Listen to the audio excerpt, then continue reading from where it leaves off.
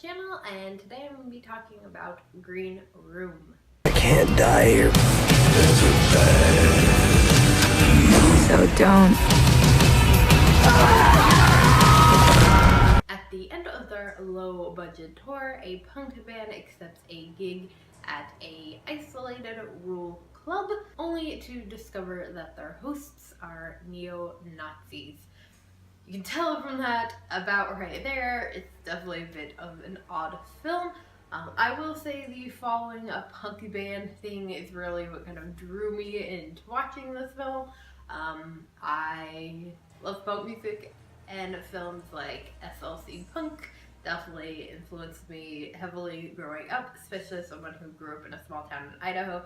That particular film meant a lot to me, and so this movie really drew me in. Not that it's really anything like that film, but it is about following a punk band.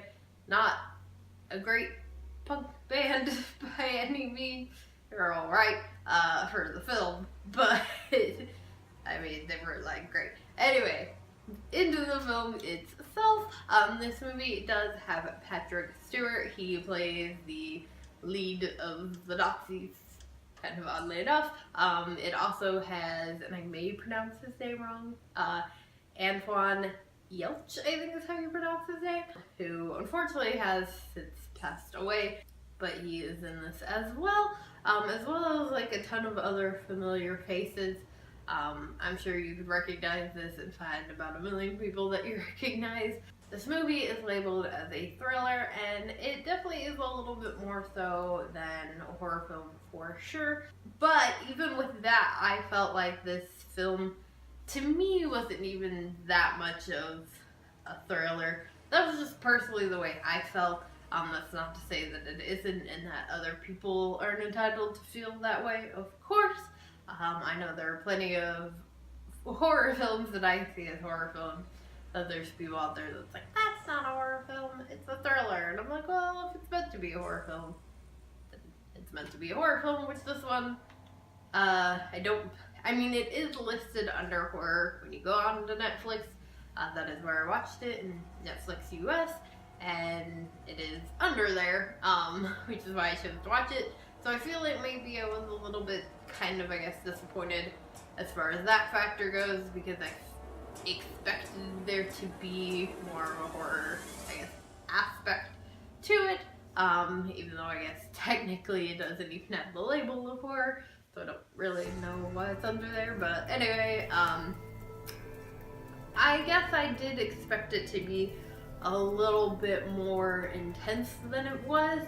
It just didn't feel that intense to me. So basically what happens in this film is that, like I read in the about, this band takes this gig at this remote club, and they are actually about to leave when one of them forgets their phone, and one of the characters, played by Antoine, goes back in to get the cell phone and catches some of the, I guess, employees of this club around a dead body. A girl has been stabbed, and so he freaks out and tries to obviously call 911 like any normal good person would do, and they stop him, of course, and then himself and the rest of his band, along with the people who were kind of involved in this stabbing, are now stuck lock themselves and are now stuck in this room. And that's basically what the film is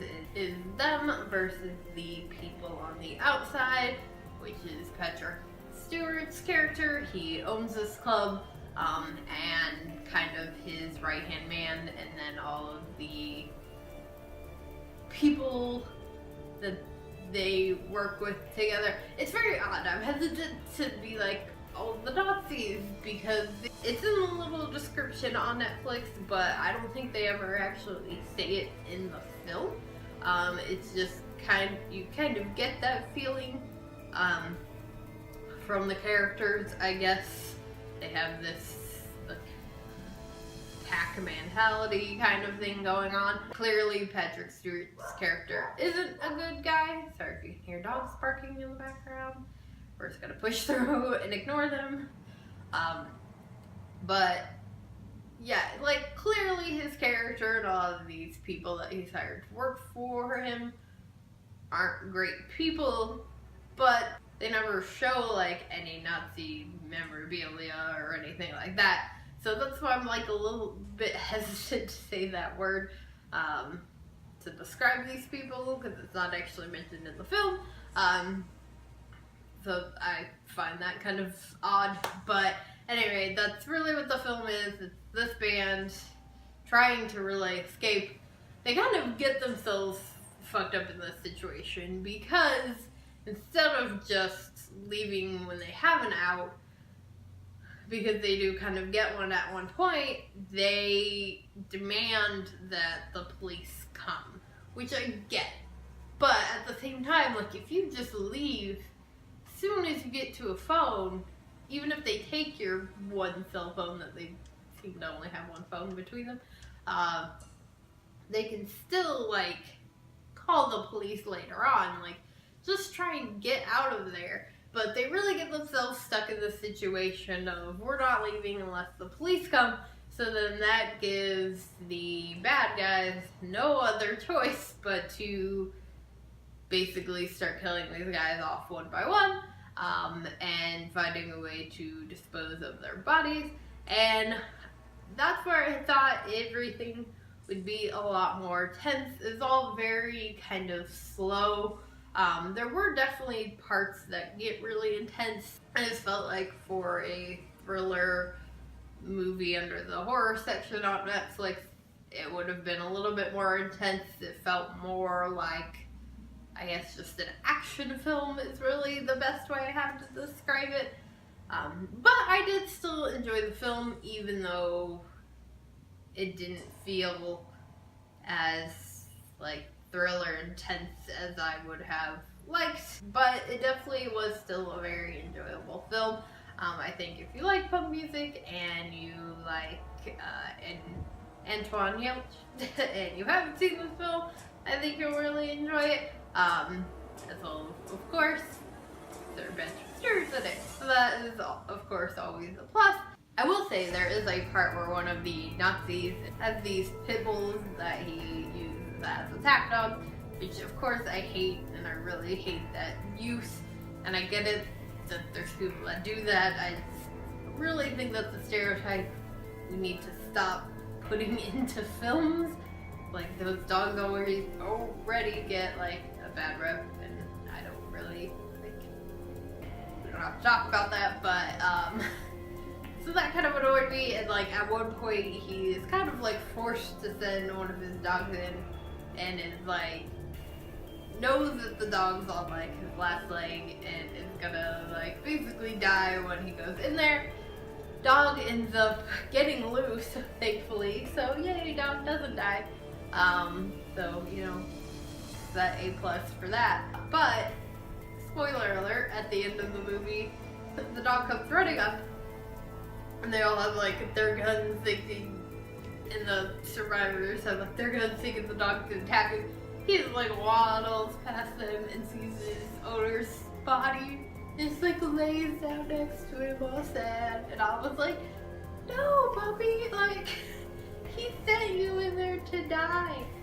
And now you're warming up next to him because he was your owner. And that's just sad.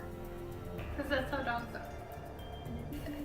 Anyway, there was that bit about the film. But yes, all in all, I did, even though I did do a lot of complaining in this review, for it being a positive review, I did still really like the film. I did still think it was a really good movie.